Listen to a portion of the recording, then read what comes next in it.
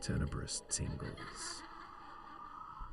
Welcome to Tenebrous Tingles and Happy New Year. I hope your holidays have been wonderful. Zandi and I are talking about Hawaiian folklore today. And I'm going to be talking about the Huakai Po as well as Aumakua or ancestral spirits. And I just want to also take a moment to apologize for my pronunciation. And I'm going mine. to do my best. Yeah, I'm going to do my best. And I had the lovely Tamara help me Hi, with Tamara. it. Hi, Tamara. But the mistakes that you hear are not her fault. They are, despite her best efforts, it is entirely me. And I mean, absolutely no disrespect. This was such a cool thing to learn about, and we're going to do our best. Yeah, no, I am absolutely going to butcher pronunciation. I am going to try my best, but it's going to happen, and I apologize. I also mean no disrespect. So we're going to try. So let's go. I said I was doing the Huakai Po, or the Night Marchers. And the legend of the Night Marchers is one of the most consistently documented spiritual traditions in Hawaii. It's more of a long-standing belief than a ghost story or a cryptid, and I want to be respectful to the culture and how I share it. It is a carefully preserved spiritual tradition in Hawaiian culture, passed down through generations of oral history, and it is treated with seriousness and respect. It has long been recorded in Hawaiian oral history and has since also been documented by scholars. The Night Marchers are believed to be the spirits of ancient warriors continuing their procession along sacred paths, always after nightfall. Paths are along ridgelines, valleys, and coastlines that were once used for important things like ceremony, warfare, or burial. So important things that have happened in the past, those ancient warriors are still walking along that procession. Many of those paths still exist today, as they once were, but some of them have been buried now beneath highways or neighborhoods or hiking trails. So, they can maybe wander through your backyard if that's where the path once was. Many sightings are considered to be connected to lunar phases or nights honoring Hawaiian gods. While the oral history has kept the stories alive quite well, there are also many documented accounts of the night marchers in local newspapers, in the writings of historians like Samuel Kamakua, and in testimony collected by scholars such as Mary Kawina Pakui. They continue to be shared orally. They are told as warnings or instructions of how to handle an experience safely should you have one, rather than stories that are meant to entertain. So these are not necessarily campfire stories meant to spook each other out. They are meant to explain how to show the proper respect. And mine are not scary stories either. It's not like that. This is not hauntings. Yeah, not necessarily a haunting. The details have remained notably consistent across islands and through generations of retelling. What has been described repeatedly has been the slow, deliberate beating of drums and the sound of a conch shell being blown. There have been sightings of torches moving in a single line through the darkness. And these things always come with the overwhelming feeling that the observer should not look. In fact, seeing them is considered dangerous. In the stories that are passed down as cautionary tales, witnesses are advised to immediately lie face down and avoid eye contact in order to properly show respect. And I mean, if they have been guardians of the land for like hundreds of years, they kind of are owed their respect, probably. Definitely. There are some locations that are mentioned more frequently than others while relating experiences. The New Anu Pali on Oahu has immense historical and spiritual significance. It was once part of ceremonial paths, has been the site of pivotal battles in the past. Otherwise, the area is known for having potent mana or spiritual power. The strong winds common there are believed to carry spirits. There have been decades of reports from residents and other night drivers traveling the road of hearing chanting or drumming unexpectedly. There is a sudden wind with a thick mist rolling in, or the feeling of being watched is sometimes part of the experience. In some accounts, headlights have suddenly dimmed for no reason, or cars have just stalled out completely because, they have the right of way. On the north shore of Kauai, near Lumahai Valley, residents have passed down stories of rhythmic footfalls and drums sounding as if they are traveling late at night through areas known as important pathways used long ago. In the early 20th century, they were recorded by journalists collecting local testimony at that time. Night processions are spoken of on Maui, valleys like Waianapanapa, and areas near Old Haiau. These are usually described as chanting carried on the wind with a sense of a large presence passing nearby. So I mentioned before that in Hawaiian tradition, seeing the night marchers is considered dangerous. It's not because they are an evil presence or that anyone has been hurt necessarily, but it is considered incredibly sacred, and not showing the respect expected can have repercussions. Traditional etiquette is to lie face down, remain still, and above all, show humility as soon as it is realized that marchers are present or approaching. There are some family stories that claim protection from recognizing an ancestor within the procession, but I kind of got caught up on how would you recognize your ancestor if you are lying face down? You're not supposed to look. So I think I would have a pretty tough time not looking though, like in awe, in respect, but I don't know. What about you? Would you look? I'd peek. I'd do my lay face down on the ground. I'd have to peek. I'd have to peek. Right? Maybe. I mean, how do you not look? Maybe they are seeing something like a familiar tattoo or some sort of anklet, something like that they are recognizing. But Possibly. I don't know. I think I would have to peek, but my curiosity is going to cost me at some point in my life. It's either that or I am going to attempt to pet Palace cat kitten. Well, of course, obviously. And be mauled. They are French shaped. They are so fluffy. I have more curiosity than self-preservation. So this is why we're friends. So I was able to find some documented personal experiences given by witnesses. Okay, in the late 1920s, a resident of Lumahai, Kauai, named Moses Alahikia, told journalist George Mellon that while he was driving around midnight near the North Shore, he heard steady drum beats and the sound of many feet. It would have to be honestly noticeably loud to be heard over the car, because they were really loud in the 1920s, weren't they? I think so, yeah. He also said that the warm air carried the smell of men, and he had the feeling that he would have been harmed had he been on foot and not sitting in his car. So I didn't hear any stories about anyone actually coming to harm or being harmed in any way, but there was that feeling of dread, like you would be had you not shown the respect due. In 2023, Robert Lopaka Kapanui and Tanya Kapanui published Hawaii's Night Marchers, A History of the Huaka'i Po.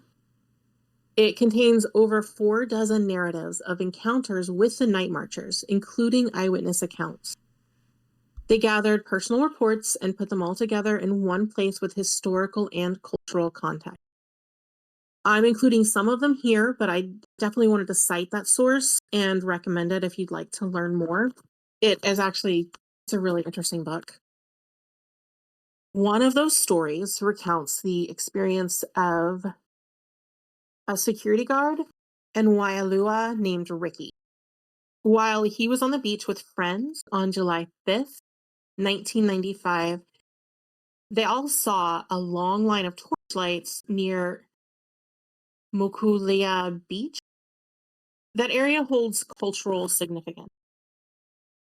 At first, he thought it was hunters, but decided later that it didn't make much sense because of the way that they were moving and the fact that the line of lights seemed like it just never ended. The lights steadily moved along the path, and he didn't think they looked the way hunters would be using them. That would be a lot of hunters out at the same time, and I'm not sure how effective that hunt would be with so many people all at once, just in a straight line. But I'm not a hunter or a Hawaiian local, so I can't really claim to know that for sure. But I believe that Ricky knows, since he was both, and he believes it was the night marchers moving down the mountain ridge. And I sort of love this next account from an educational archive of Napua, a woman who, when she was a child, she was playing outside or something, and she just suddenly heard drumming and chanting. She felt pulled physically to the ground by force and then heard a voice speaking a genealogical chant in her ear. I had to look up what that was to make sure I understood, and it's an oral chant that recites lineage in order to identify someone as belonging to a family, the land, and your spiritual place. Her elder family members, when she told them about the experience, they told her that that was an ancestor in the procession protecting her and showing her her place in all of it. I think that I would feel so special, loved if, my warrior ancestor paid me a visit like that. Yeah, I think I would too. Although knowing I tend to have kind of a dark take on things. If I had a warrior ancestor paying me a visit, I'd be like, what kind of battles am I about to get myself into? Is it my fault? It absolutely would be your fault. Yeah. Yeah, I would take a bullet for you. I also am not going to negate the fact that you're probably the reason we're being shot. No. No, it's me. I feel like on a day-to-day basis, it's probably about 50-50 for which one of us is going to be the cause. Well, we take turns. Yeah, That's what's beautiful about it. That's what I'm saying. On any given day, it might not be you. It might not be me. It's about 50-50 between the two of us. We can't wake up and choose violence on the same day. That just isn't interesting. Yeah, except sometimes when we do, and then things get very interesting. Whoops. And that's why we're not allowed to live in the same state. Oh. Another story mentions a procession of specifically all female marchers carrying spears and clubs seen near a sacred site in the Kau district. So it's not always the same warriors that are seen. We've heard a lot of the, there's male warriors and that's what's been pictured, but there's a whole female army apparently. There are a lot of recent experiences that people share online because people share everything online. And many of those reflect the traditional elements that have been passed down, like drumming sounds at night, lights or figures seen in the distance, and a strong enough sense of feeling being watched to cause fear. The old trails near places like Pali, Kaena Point, and Maui are mentioned consistently. One poster said that the sound of the drums was enough to cause immediate, intense fear and the urge to seek shelter. They were doing chores at night, and it's not like they weren't familiar with the sounds of being outside at night, including drums sometimes, but this time was different. And he didn't really expand on why it was different. Maybe it's just the feeling that comes along with it. While leading a group through Manoa Cemetery in Oahu, author Lopaka Kapanui felt a sudden wind strong enough to bend the surrounding trees. Leaves were flying, and he felt a presence But he didn't see anything because, trees are bending and leaves are flying around him. A relative heard his experience later and was sure that since he had been on a known night marcher path, he had been surrounded actively by ancestor spirits within the procession. The night marchers are not wandering spirits. They are understood as continuing a protective duty, constantly proceeding on paths that remain spiritually active. The legend of the night marchers, or the Huakai Po, is that the spirits of ancient warriors are continuing to walk the land in ceremonial procession. These stories aren't spooky entertainment. They are cultural teachings about respect for ancestors, respect for the land, and respect for sacred law. Because of this, many of the stories are told cautiously, if at all, to outsiders about personal experiences. Some stories are kept only within families. Others are told as a cautionary tale so that it's remembered that not every place is meant to be visited after dark, and not every presence is meant to be witnessed or sought out. Don't go looking for them. So to address the question of whether the night marchers are real, quote unquote, should any listeners be asking such a thing, the definitive answer is that they are real in oral history, they are real in recorded testimony, they are real in cultural memory. As for anything else, like anything we talk about here, it's a matter of personal perspective. But regardless of your perspective, this legend reflects the important understanding some places should be approached with caution, respect, and silence. It's a beautiful reflection on how some histories continue to move around us long after the world has changed, lending a bit of magic to our everyday. I like it. I thought it was a beautiful, beautiful legend. It is a beautiful, beautiful legend. For real. It probably is. If that many people have seen it, it's been going on for that long. Yeah. Yeah. All right. So what do you have for us? So I started researching about the Menehune, and I find them really interesting. And I have since back when I was really involved with Changeling the Dreaming, which sounds so uncool of me, but it...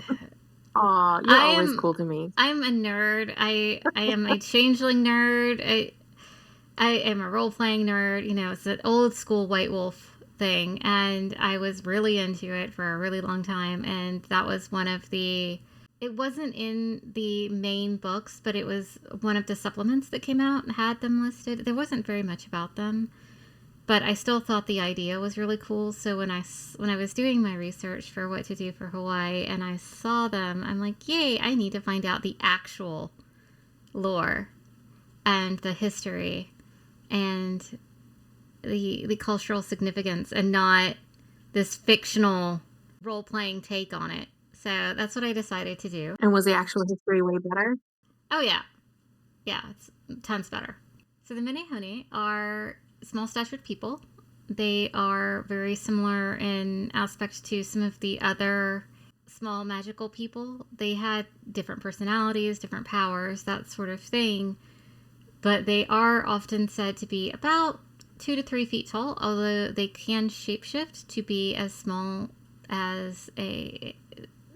enough that they would fit into the palm of a hand. And I don't know whether that is a power or whether they just come in different sizes, because it was hard to find any significant stories that stated which it was, whether they just had the ability to alter their size or whether there are multiple different sizes out there that range from between palm sized up to 3 feet. They're not scary monsters. They're not cryptids. They are a very significant part of cultural folklore. I believe that they are real. What you believe is up to you. They dwell in the deeper forest areas. They are considered clever, hardworking. They are a little bit mischievous at times, but in general, they are a force for good. They are considered lucky. They are master builders, which is something that is very cool. So one of the most important things about the Menehune is their building skill. They have been said to build different fish ponds, roads, temples, walls, irrigation ditches, just all kinds of different things that predate modern Hawaiian culture. Like just because, or at the request of someone? Is it like a gift? I don't know. Okay. They didn't tell me. I'm not sure they've Fair. told anybody. So they only work at night. They will stop and abandon a project if daylight hits them before they have finished their project. So if they don't happen to finish that night, we have that in common. Yeah, it's not getting done later. They're like, it's enough. I'm done enough. Which is sort of like me with chores. Yeah. Yeah. Well, completely understand. It's morning. Oh. I'm done, and this is good enough. Yeah. Yep, it's done. It's good. So the way that they work is that they do build their stone structures. So they form chains of persons, and they pass the stones hand to hand very quickly. And that's how they build everything up rather than like one person doing all of the work. They work as a community, which is very sweet and very cool. Okay, but they're super small. They have like the incredible strength. I don't know if they have incredible strength, but I guess if you... I don't know the size of the rocks either exactly, but I would guess that they are quite strong, or that they have abilities that help them with these tasks to move the stones. So if their work is discovered, or they are discovered before sunrise, they abandon it at that point too. So if they're interrupted, they're also done, not just when it becomes daylight, but if they're interrupted, they're done, which is also true for me. Yeah, I get it. Yeah, if you're like, hey, what are you doing? I don't know what I'm doing. I guess I'm done now. So there are several famous sites that are linked to the Menehune, and that is the Alekoko Fish Pond, which we will be talking about in a minute. It is on Kauai. Yeah. They have old stone walls across several of the islands and irrigation ditches across several of the islands, most notably in various taro fields. So the taro have been very important for a very, very long time. The different tales of the Menehune, they are considered to be intelligent and hardworking. They are shy and secretive, sometimes mischievous, as I said. They are kind to respectful people, but they are very quick to punish those who are greedy or disrespectful, which... good. They will help humans who show humility. They will sabotage. I love that most of our stories are like, just be respectful. Please? Yeah. Could you just not be awful? That would be great. They are helpful to humans who show humility. They will sabotage projects if offended. And they will disappear entirely if they are mistreated or if their work is spoken of in a scathing manner. Aw. Mm-hmm. Well, of course. Right? So that... I love the sabotage part. Oh, could you imagine working all day on something, but you're just not a very nice person, and so you're like being rude, and they wait for you to go to sleep and just tear it all down? I am here for it. Right? Yeah, I love this. I love this for them. This is great. So these are... I do snack out for that. Absolutely. Obviously, the Menehune are distinct to Hawaii, but they do have similarities to some of the other small magical persons in various other cultures. We've spoken of leprechauns or brownies who are also good workers. There are tales in Choctaw and Cherokee legend that are very similar. So they are very widespread throughout not just the Americas, but around the world. And I find that really interesting. Right. Like the Bigfoot legends that are kind of, they go from state to state, from place to place. They're sort of everywhere. They are, yeah. And I find it really interesting that there are small magical persons in various cultures that had no way to contact each other when these legends began. Ooh, yeah, good point. And that is the Menehune. Like I said, I find them very cool. One of the things that I forgot to mention that I think is also really interesting is that if you see one, it's said to be very good luck. But if you tell other people that you saw one, the luck goes away. It doesn't necessarily turn bad, it just stops. Oh no! Right. It's like you'll never get an answer from a believer if they've seen one, because, I mean, who would want to get rid of that kind of luck? Nobody. People who would lie to you about it. They'd be like, oh yeah, I've seen one. No, I wouldn't. I'd be like, no, I've seen where they might have done something, but no. I don't know. Don't make me lie to you. Just say I don't speak English. All right, so the pond. So one of the really interesting places that the Menehune have, it's been attributed to the Menehune that they did the building of, is the Alikoko Fish Pond, which is in Kaloa, Kauai. And there have been a lot of different things that have been reported there. So they've got strange lights, sounds, feelings of being watched or feeling uneasy or feeling protected even have been attributed to the Menehune there. It is considered a sacred place. It is not a tourist attraction. It is not for ghost hunting. Do not go there and try to do anything disrespectful or ghost hunting or anything like that. That is not what this place is. So we love a respectful sovereign. Just don't be awful. So these different lights and sounds and feelings have been attributed to the Menehune. It is an ancient Hawaiian fish pond. It is near the Hulaia River on Kauai. And I know that I'm not saying these words correctly, and I apologize most sincerely. I am attempting my best, and I am trying to do so in a respectful manner, so please bear with me. So they have been built. It's a massive stone wall around the fish pond, and it's using very traditional Hawaiian engineering.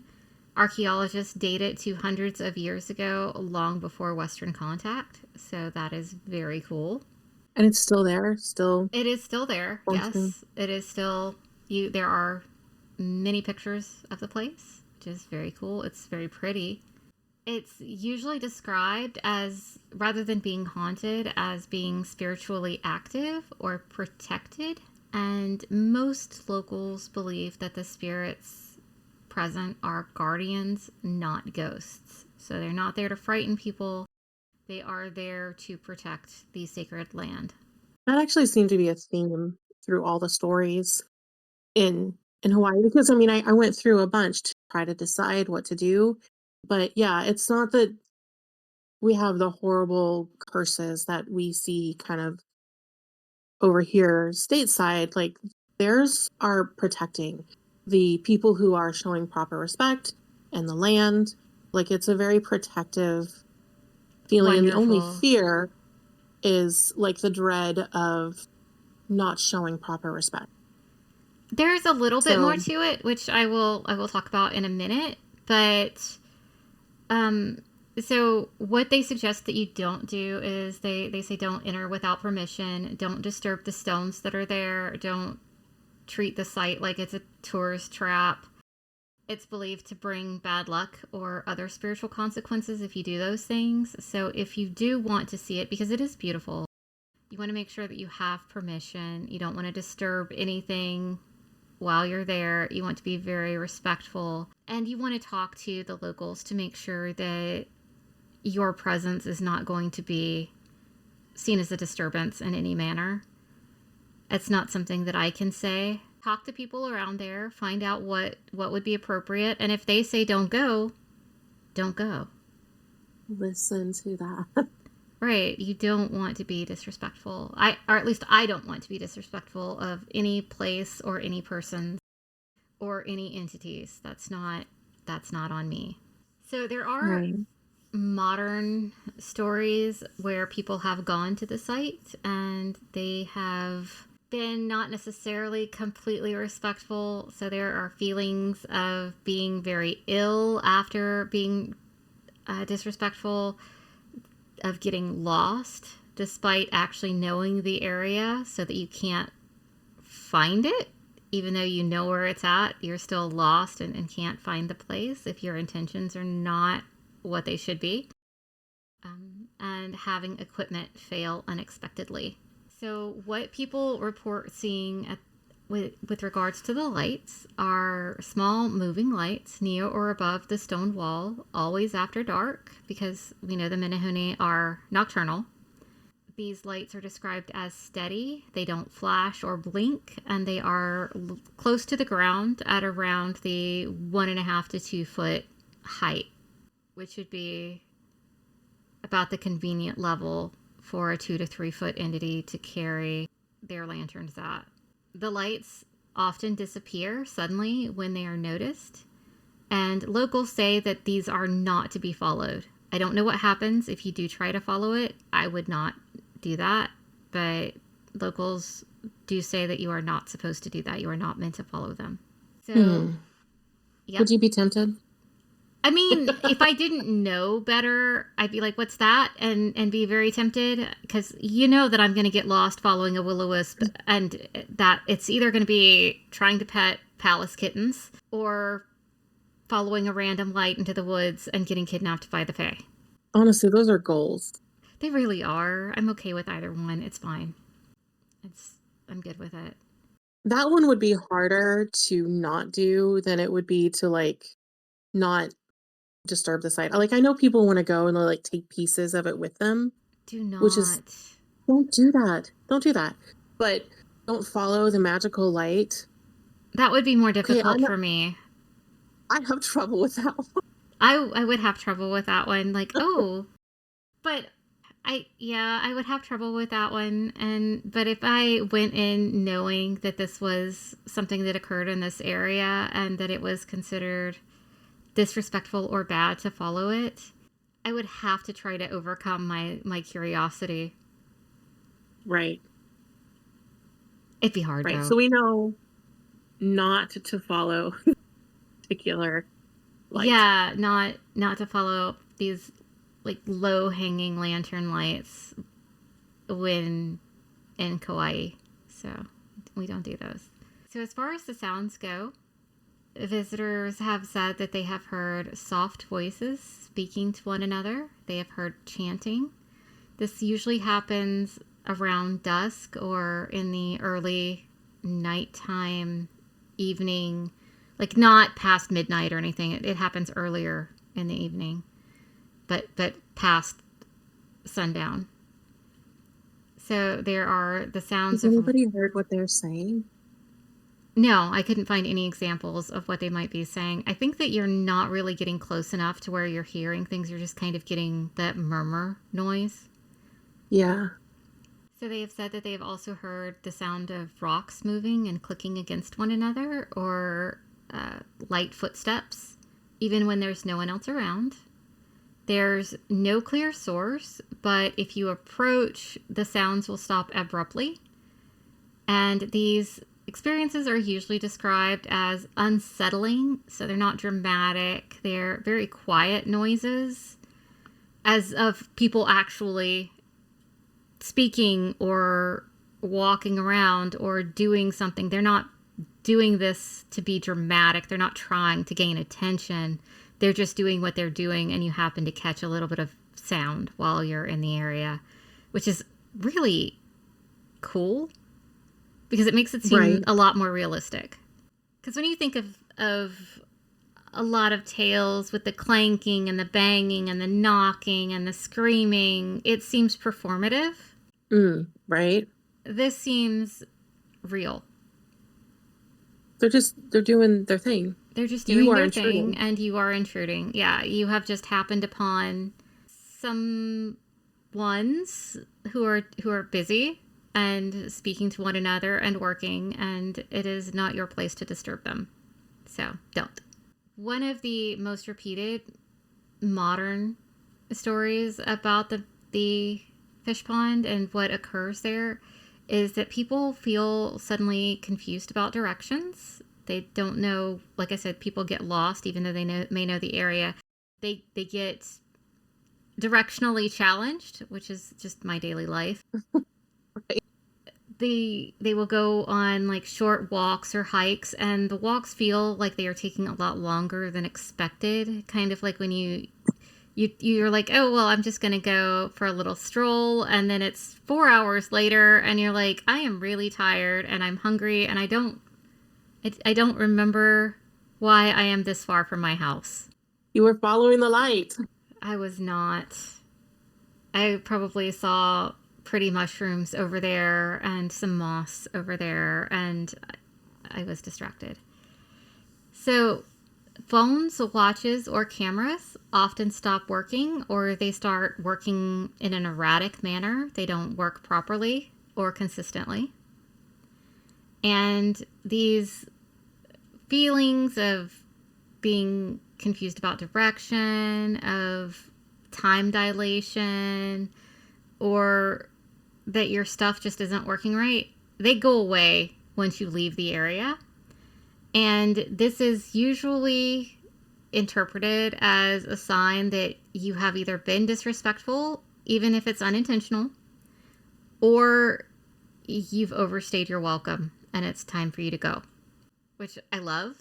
There's also that whole feeling watched or unwelcome that happens that is also a signal that you may be unwelcome, or that you may have overstayed your welcome, or you're intruding and it is time for you to go Leave away. the party that you invited yourself to. Yeah,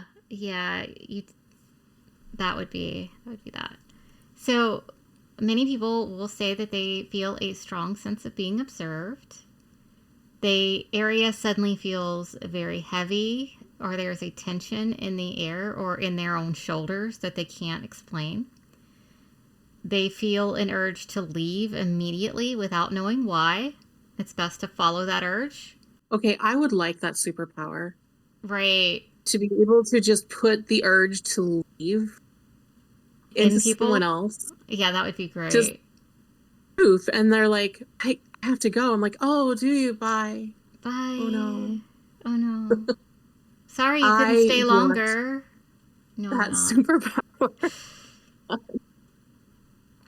Importantly, this feeling is usually described as firm but calm, like being warned by a parent rather than being threatened by an enemy or someone who's actively hostile. Like, I love that so much. It's that look you get from a grandparent, you know, that don't do it. You don't belong here. Time for you to go. It's that parent. Don't touch that. And I love that so much, that it's firm and calm rather than threatening. And that's amazing. They don't need to be threatening. No, you don't. But I like that that's where they start. They start firm and calm. And it may get more uncomfortable or more tense or more heavy if you don't obey the urge. So obey the urge. Right. The lesson there. So there are, what happens when the people who have taken stones or tried to climb the wall or treated the site in a very nonchalant, too casual manner, or as if it's a challenge and they're ghost hunting or whatever, is that they later experience very bad luck, recurring dreams, or other problems that appear in their lives, sometimes health-related problems, such as increasing anxiety, headaches, stomach troubles, just that general shaky, unwell feeling. And again, with the bad luck and the recurring dreams. So don't be disrespectful. I love that they have a way of enforcing this. It's great. Yeah, don't be disrespectful. So because of this, right. So because of this, the locals advise you not to touch or remove anything. don't visit at night, and don't treat it as if it's some sort of attraction. It's a sacred And why do you area. have to be told not to remove anything? Come on. I mean, how many times have people said about the black sand beaches? Mm-hmm. And how many people are still taking home black sand every year? Yeah. So, yeah, I mean, don't be a dick. Don't be a dick. So there are some accounts shared by various caretakers over the years. These are people who have helped care for or monitor the Alacoco fish pond over the years, and they have spoken in interviews and community talks about recurring patterns. So workers who But they can't arrive, say if they've actually seen one of them. they do Because not that say would these things. take away their luck. Right. So these are discussions about what they see at the location, not about the Menehune. So they arrive early in the morning sometimes, and they find stones have been moved or stacked differently than they remember leaving them the previous day. And there's no signs of human entry or footprints or vehicles have come in overnight. Nothing like that. So there's no reason for these stones to have been moved. And locals are not going to be doing this in the middle of the night. There's I wouldn't think so. one widely repeated account from a caretaker that says a small section of stones that had been cleared for maintenance appeared neatly realigned the next morning. No tools were disturbed. No damage was done. It was only restored to the manner it should have been in, which is very cool.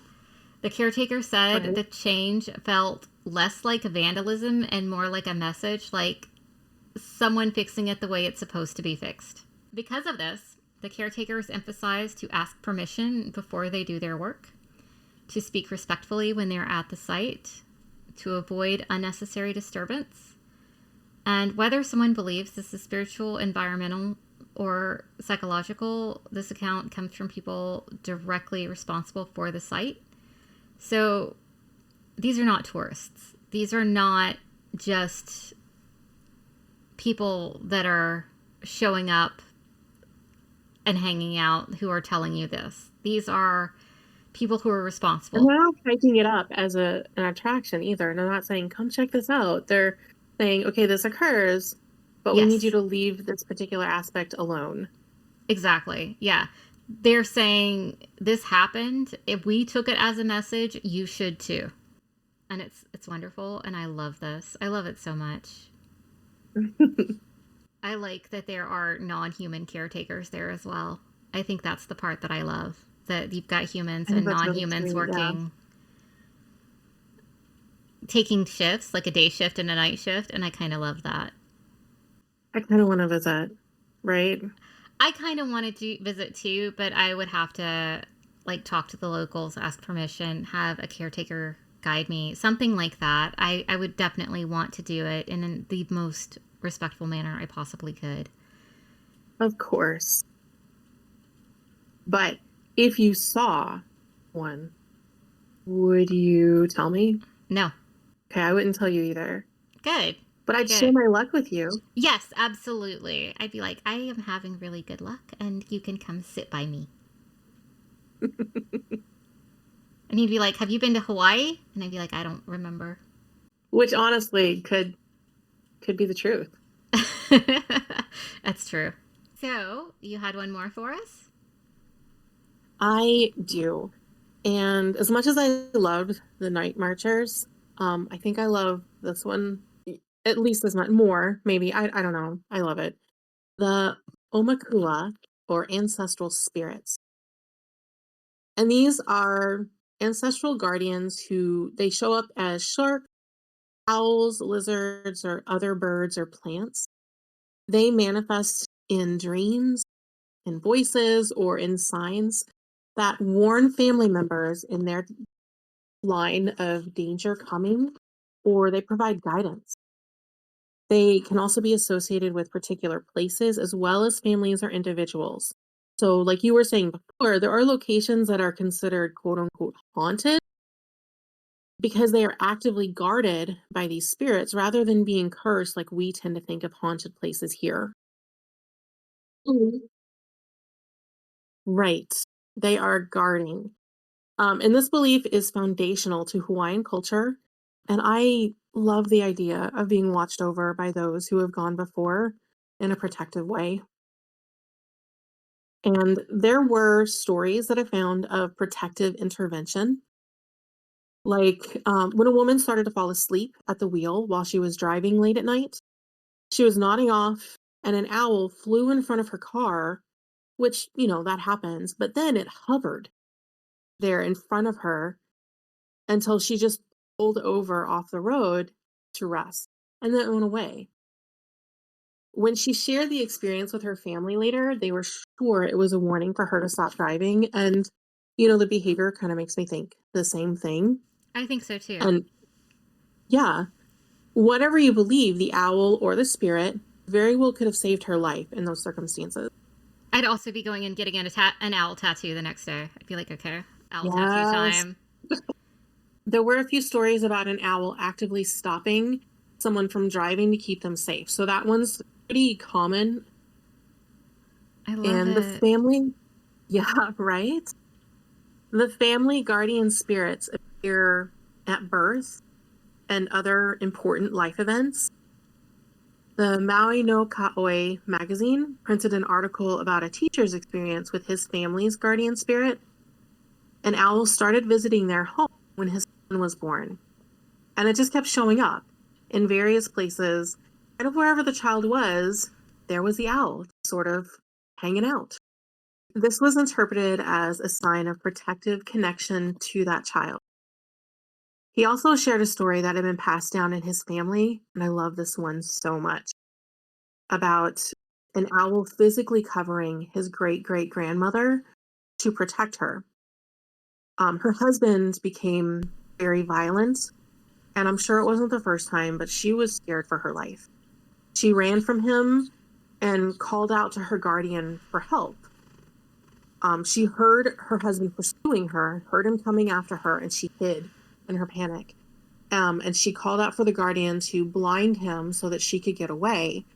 So as her attacker pursued her, the owl, she could see it, hovered over her hiding place, and he passed right by. So, after her husband passed, she was able to finish her escape and get somewhere safe. Oh, good. I mean, not Yeah, good that he was beautiful. pursuing her, but yay, owl, and yay, she got away. Yes. Yes.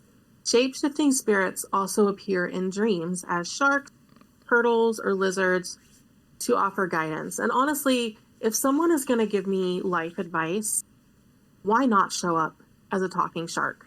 I'm here for that. Right? Um, Or they offer, I do like owls better, so just... I mean, I prefer owls. I think that there's, a little more interaction there. Fine. Whatever. You could do all the shapes, really. Yeah. Just go through them in the dream. They offer warnings or comfort, kind of just depending on what is needed at that time. It is historically common to see them during transitions in your life or in times of physical danger, like the great great grandmother before. And it's not scary.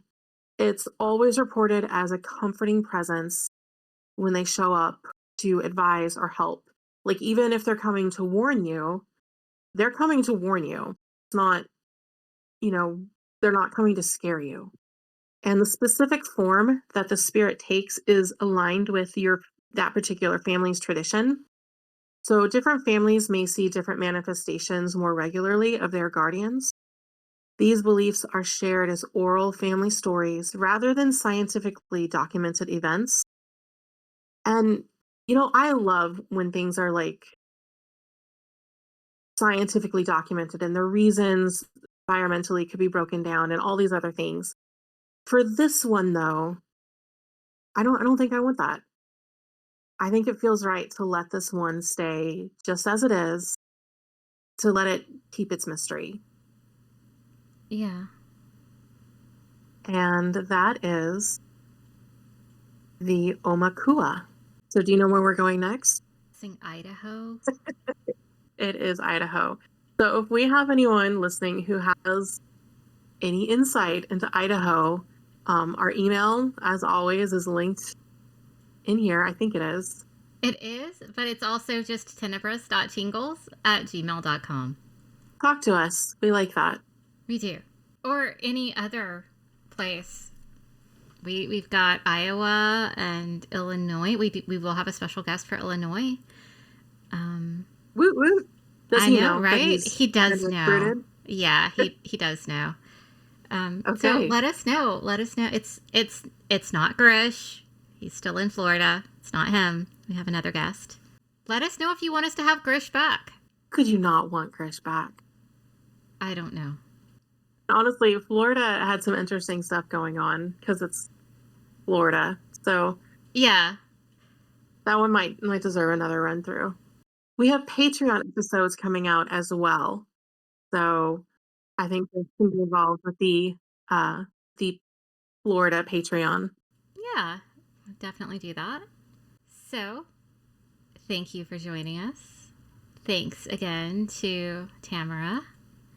We will see Thank you, Tamara. Thank you, Tamara. We will see you next time in Idaho. Thanks for listening. Bye.